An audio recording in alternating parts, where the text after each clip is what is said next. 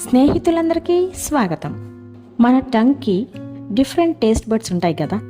మన టంగ్ యొక్క taste బడ్స్ని impress చేయడం చాలా కష్టం కదా. ఆ టేస్ట్ బడ్స్కి ఇంకొంచెం టేస్ట్ యాడ్ చేయడానికి డెలీషియస్ డిష్ గురించి ఈ వీడియోలో చెప్పుకుందాం. ఫెస్టివల్ ట్రెడిషన్స్ ప్రకారం ఒక్కొక్క ఫెస్టివల్కి ఒక్కొక్క డిష్ అనేది స్పెషాలిటీగా ఉంటూ వస్తుంది. క్రిస్మస్ అంటే కేక్ గుర్తుకొస్తుంది, సంక్రాంతి పండుగ అనగానే పిండి వంటకాలు, ఉగాదికి పచ్చడి స్పెషల్, అలాగే శ్రీరామ నవమికి పానకం, రంజాన్ ఫెస్టివల్కి కూడా స్పెషాలిటీ హలీం అని మీ అందరికీ తెలుసు. ఈ హలీంకి సంబంధించిన హిస్టరీ బ్యాక్గ్రౌండ్ అలాగే ఫనీ ఫ్యాక్ట్స్ కూడా మాట్లాడుకోవడానికి ఈ వీడియోలో ట్రై చేద్దాం. రండి, get in to the topic. ఈ హలీం అనేది పురాతన వాణిజ్య మార్గాల నుండి పుట్టిన వంటకం. హలీం ప్రయాణం 1000 ADలో పురాతన మెస్పటోమియాలో ప్రారంభమైంది. ఈ వంటకంలో ముఖ్య ప్రాముఖ్యత గోధుమ. ఈ గోధుమలను స్లోగా కుక్ చేయడం ద్వారా గంజిని తయారు చేస్తారు. ఈ గోధుమ గంజి హారిస్సా నామకార్థంగా ఉద్భవించింది.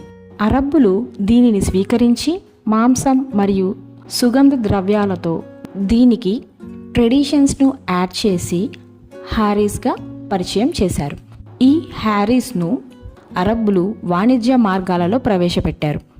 ఇది భారతదేశం మరియు ఇరాన్లలో హలీం మరియు హారీషేగా పరిమాణం చెందింది. ఈ రంజాన్ మాసంలో హలీంకి ముఖ్యమైన ఆతిథ్యం ఇవ్వడం జరుగుతూ వస్తుంది. Across middle east and south Asia అంతటా అందరికీ ప్రియమైన వంటకంగా ప్రాచుర్యం పొందింది. నేడు హలీం ఆతిథ్యం మరియు ఆధ్యాత్మిక పోషణకు సూచనగా ఉంది. ముఖ్యంగా రంజాన్ సందర్భంగా ప్రపంచవ్యాప్తంగా అందరి హృదయాలకు చేరువైంది. భారతదేశం యొక్క హలీం నుండి ఇరాన్ యొక్క హారీషే వరకు ప్రతి ప్రాంతం దాని సొంత మలుపును జోడిస్తూ వస్తుంది. అయినప్పటికీ హలీం సారాంశానికి కట్టుబడి ఉంది. సరిహద్దులు మరియు సంస్కృతులను దాటి ప్రజలను ఒక్కచోట చేరుస్తూ ఐక్యత మరియు ఆతిథ్యానికి ముఖ్య చిహ్నంగా నిలుస్తూ వస్తుంది. రంజాన్ సందర్భంగా ఈ హలీం ఉపవాసాలను విరమిస్తూ మరియు బంధాలను బలోపేతం చేస్తూ ఇది ప్రపంచవ్యాప్తంగా లక్షలాది మందికి ఓదార్పునిచ్చే సాంప్రదాయంగా నిలిచింది. ప్రతి ప్రాంతం యొక్క సుగంధ ద్రవ్యాల మిశ్రమం, సాంస్కృతిక మార్పిడి మరియు అనేక ఆవిష్కరణలను రుచులను మనకి తెలియజేస్తూ వస్తుంది. పురాతన వంట పద్ధతుల నుండి ఆధునిక మలుపుల వరకు హలీం యొక్క సారాంశం మారదు.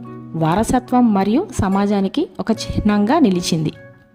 హలీం ప్రయాణం శతాబ్దాలు మరియు సరిహద్దుల వరకు విస్తరించింది. ఇది ఉమ్మడి చరిత్ర మరియు సంస్కృతికి ఒక రుచికరమైన నిదర్శనంగా నిలిచింది.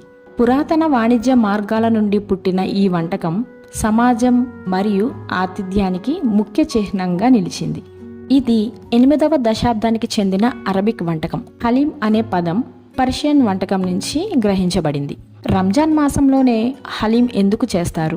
ముస్లింలు ఉపవాసం విరమించిన వెంటనే ఖర్జూరం నీరు మరియు హలీంని తినడానికి ఇష్టపడతారు. కాబట్టి ఇది ఒక ముఖ్యమైన ఇఫ్తార్ వంటకంగా మారింది.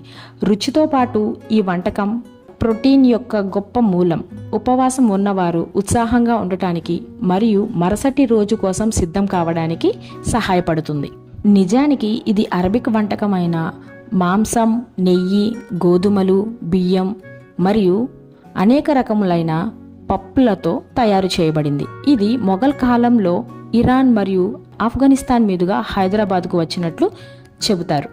ఇక హలీం యొక్క ట్రెడిషనల్ కుకింగ్ ప్రాసెస్ ఏ విధంగా ఉంటుందంటే, పవిత్ర రంజాన్ మాసంలో బట్టీలు లేదా ఇసుక మరియు మట్టి పొయ్యిలలో తయారు చేస్తారు.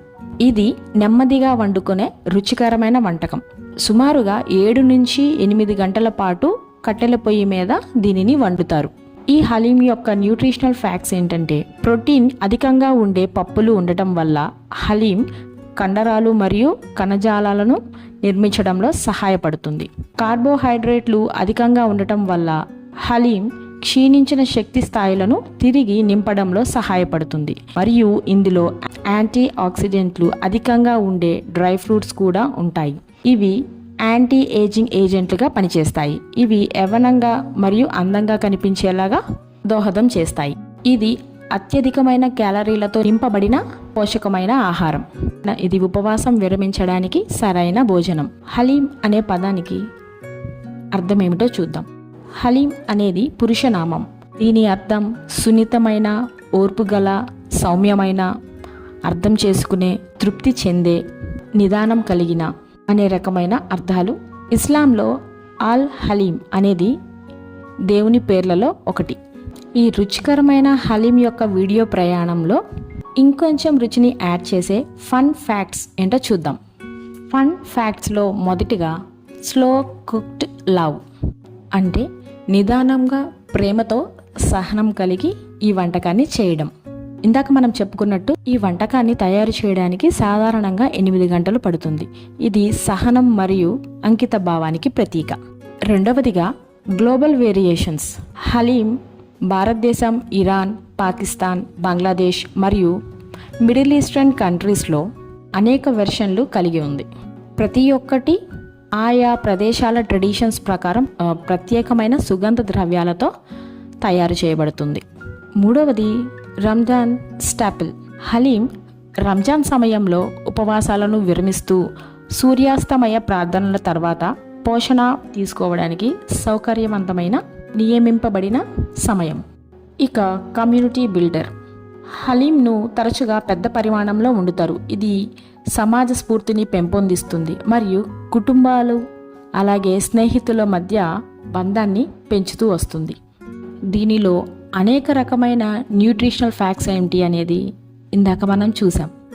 ఈ హలీం అరౌండ్ వరల్డ్ వ్యాపించింది. ఈ రంజాన్ స్పెషల్ అయిన ఈ న్యూట్రిషియస్ అండ్ డెలిషియస్ వంటకం గురించి తెలుసుకున్నారు కదా. సో దీనికి సంబంధించిన ఫ్యాక్ట్స్ మీ అందరికీ నచ్చింది అని ఆశిస్తూ, ఈ హలీంని టేస్ట్ చేసిన ప్రతి ఒక్కరూ అలాగే హలీంని గురించి తెలుసుకున్న ప్రతి ఒక్కరూ కూడా ఈ వీడియో నచ్చితే లైక్ చేయండి. అలాగే రంజాన్ సెలబ్రేట్ చేసుకునే ఫ్రెండ్స్ అండ్ ఫ్యామిలీ మెంబర్స్కి, హలీంని టేస్ట్ చేసే ప్రతి ఒక్కరికి ఈ వీడియోని షేర్ చేయండి, కామెంట్ చేయండి. అండ్ ఒక రిక్వెస్ట్ ఏంటంటే, చూస్తున్నారు కానీ లైక్ చేయడం, కమెంట్ చేయడం, షేర్ చేయడం మర్చిపోతున్నారు ఫ్రెండ్స్. సో తప్పకుండా ఈ వీడియోకి అవన్నీ చేసేయండి. నెక్స్ట్ వీడియోలో తిరిగి మళ్ళీ ఒక మంచి ఎపిసోడ్తో కలుద్దాం. Till then, thank you for watching. Thank you one and all.